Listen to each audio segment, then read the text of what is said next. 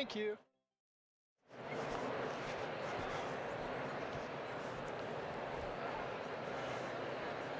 We have never lived in a world where the health of people and the health of biodiverse ecosystems and the health of our planet could be effectively addressed in silos. Yet this is precisely how our global health institutions, our nature conservation institutions, and our climate institutions have established themselves in the last century, siloed, isolated, and apart from one another. Our desire to compartmentalize, our desire to silo, this is not assisting our ability to outmaneuver humanity's grand challenges. In fact, it's constraining them, it's confusing them. Because nature is a system. Life is a system. And our species, Homo sapiens, people, we are of nature. We are because of nature.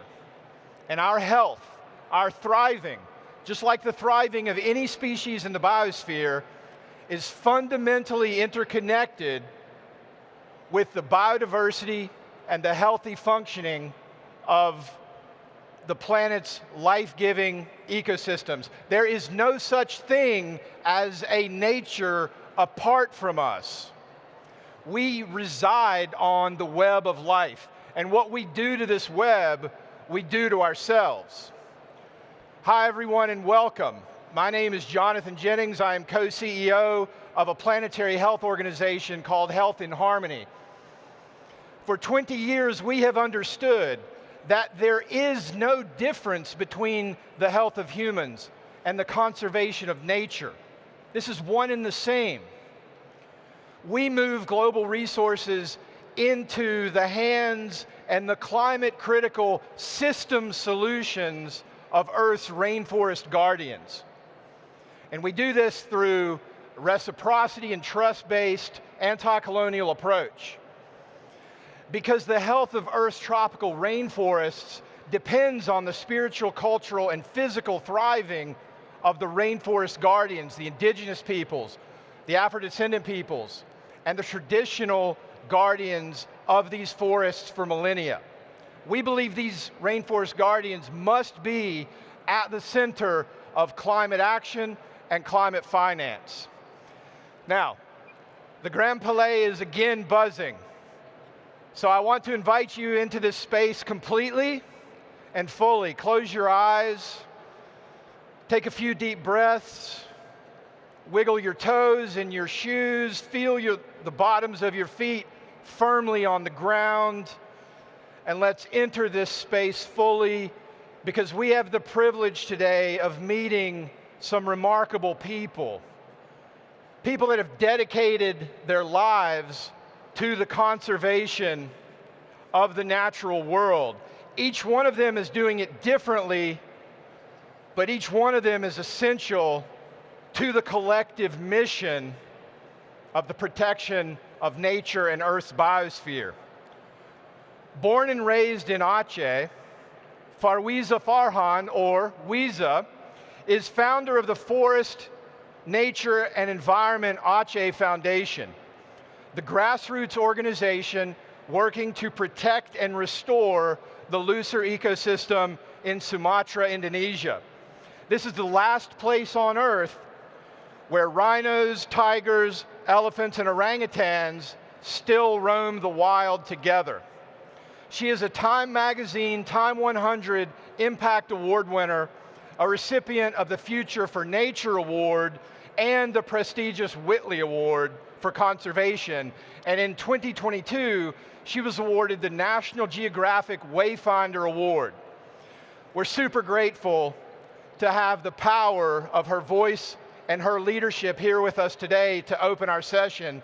So please join me in welcoming the person whose life's work Dr. Jane Goodall called essential. Farwiza Farhan.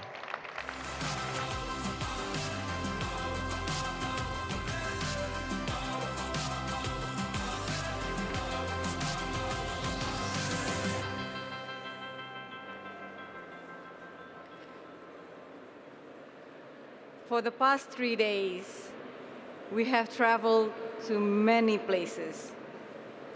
We've been to the Amazon, we've gone the depth of the ocean, we've hung out with whales. And right at this moment, I want to take you to a place that is close to my heart. And this place is called the Leuser Ecosystem. It sits in the northernmost corner of the island of Sumatra in Indonesia. The Leuser ecosystem is the last place on Earth where this critically endangered megafauna, the tiger, the elephant, the rhino, and the orangutan, still roam together in the wild. It is a space of 2.7 million hectares of relatively intact forests, home to various biodiversity, flora, fauna, and fungi. It is also home to 500,000 people living within it, and 5 million people depending on it. For the local communities, this wildlife are incredible, but the importance of the Leuser ecosystem is water. We understand the ecosystem services that this landscape gives to us, because most of us doesn't necessarily live here. But for the local community, the forest is what protects them. The forest is what gives them livelihood. A lot of people have asked me, what is the biggest threat to the Leuser ecosystem? And when they ask that question, they are half expecting an answer that is straightforward. They want me to say that the biggest threat to the Leuser ecosystem is palm oil. The biggest threat to the Leuser ecosystem is mining. That the biggest threat to the Leuser ecosystem is illegal logging. But in truth, it's not that. It's not palm oil, it's not mining, it's not illegal logging. What it is, it's the deprioritization of nature protection. It's the belief that we could engineer our way out of trouble. And the biggest threat to the Leuser ecosystem is the same to the threat to many other landscape and seascape and species. It's the apathy and disempowerment. Let me tell you a story that happened a decade ago. At that time, in 2012, a large palm oil company seek to expand their concession by burning forests illegally. So me and my friends and a bunch of people gathered a campaign together trying to get the government to put this company in jail. It was incredibly difficult because in Indonesian context, in Indonesian regulation, sometimes you clear the land, you burn it before you can claim ownership over it. But this act is clearly illegal. And at that time, so many people felt angry at what this company is doing. And so many people mobilizes. They petitioned the government, they petitioned the court, they mobilized behind these cases so the company eventually get jailed. The director of the company, after a very long court proceeding, the director of the company ended up spending 1 year in prison for burning forests in the Leuser ecosystem. As we were winning this campaign, as we thought we are on the path to restoring this forest, the government of Aceh at that time chose to dismantle the protection of the Leuser ecosystem, the very reason that protect this landscape. I thought that was crazy. I thought that doesn't make sense. But for the government, that's the only reason that makes sense, because they believe that protection of landscapes stands in the way of prosperity. That conservation and protection of landscape like the Leuser ecosystem are the reason why we remain poor. And this problem are not limited to the Leuser ecosystem. This problem is what we are experiencing in Sumatra, in Borneo, in Papua, in the Amazon, in Congo, in Brazil, everywhere. But luckily, the planet is not powerless. The planet speaks. The planet retaliates. And us, humans, we are not powerless. We can take action. In 2017, we come to realize that grassroots communities do have power enshrined in the Constitution to have a say on any development, any exploitation that happen within their area, that happen within their landscapes. However, these rights are often underutilized. Why? I don't know about the local community in the rural of France, but in the rural of Indonesia, local community doesn't necessarily sit around talking about development plans. They don't necessarily sit around discussing environmental impact assessment. They don't necessarily chat with their fellow farmers and say, did you hear about the new law? Very few of the grassroots community lived in that reality. But they know that when forests are deforested, when mines are being carved, that it's their livelihood that get impacted. But oftentimes this happens after the destructions have took place. So what we choose to do at that time, we come into the local community and we ask them, what is your experience? What have you witnessed? What have you seen happen in your landscape? What have you seen happen in your village? And the local community was telling us, we see the water change. We see the air become polluted. We see the soil lost its productivity. And when we ask them, what do you want to do? How do you want to respond to this? And they respond in a way that is most moving. They told me, you know, a few years ago, I experienced flash flood. And the whole time, my whole life, every time floods happen, what came down the mountain is just water. But more and more recently, what came down the mountain is timber and rocks. And not only the flood swept away our homes, it's also destroyed our fields. We could no longer grow what we grow because everything is now ruined.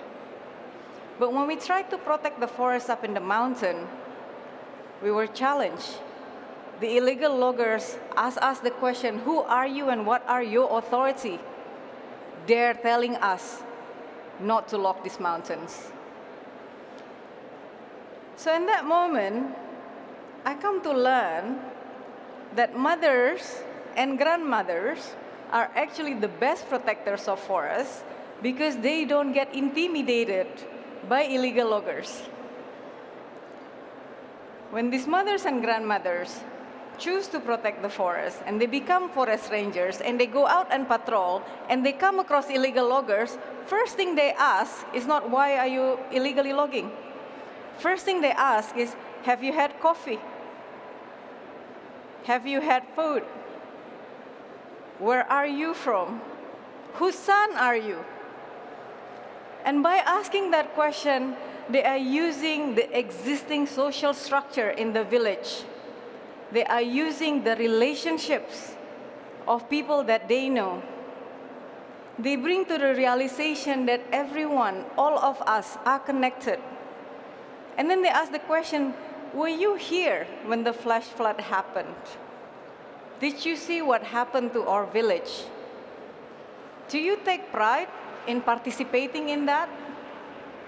And this is how mothers and grandmothers are incredibly powerful and amazing, because when they did that, instantly disarm and de-escalate the process. So instead of going into a fight with illegal loggers and encroachers and poachers, they moved their hearts to protect the forest.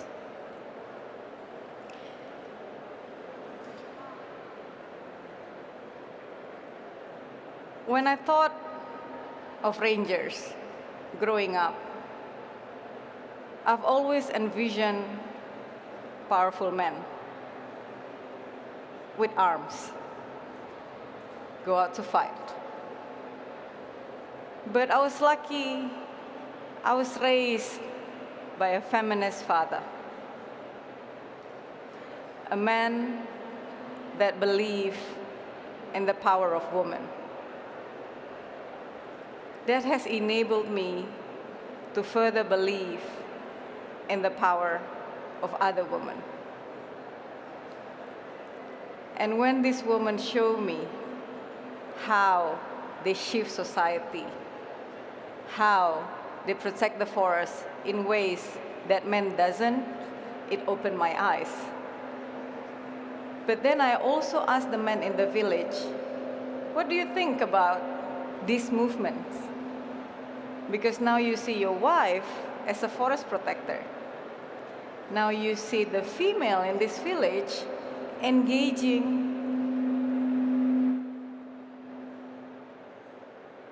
in direct conversation with high-level officials. They sit with ministers.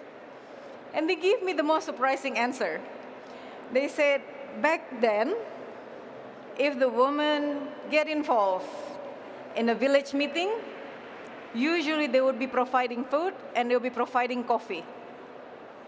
But since they start patrolling, they sit in the meeting, they argue for the village budget. They argue for the village development plan. They are now driving what is happening in this village. And this begin to sprout everywhere in the Leuser ecosystem. Having faith, giving power, and trusting one another that they have the answer to the questions we're all wondering here today. And if there's one thing that I wish you remember from this talk, that thing is the question. If we would ever find a huge oil reserves or critical mineral underneath the Vatican or underneath the Grand Palais, would we choose to dig it?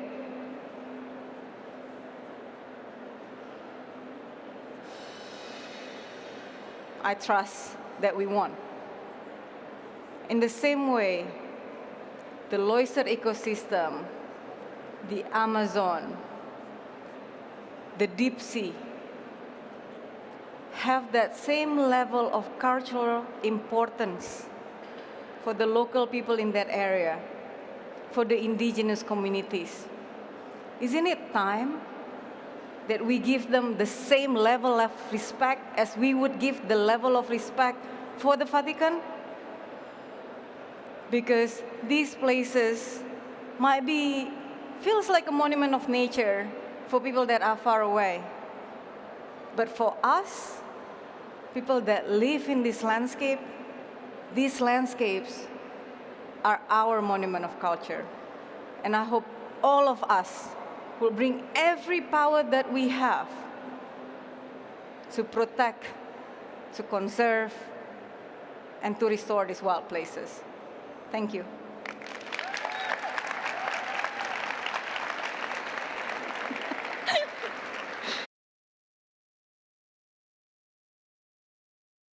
That was incredible.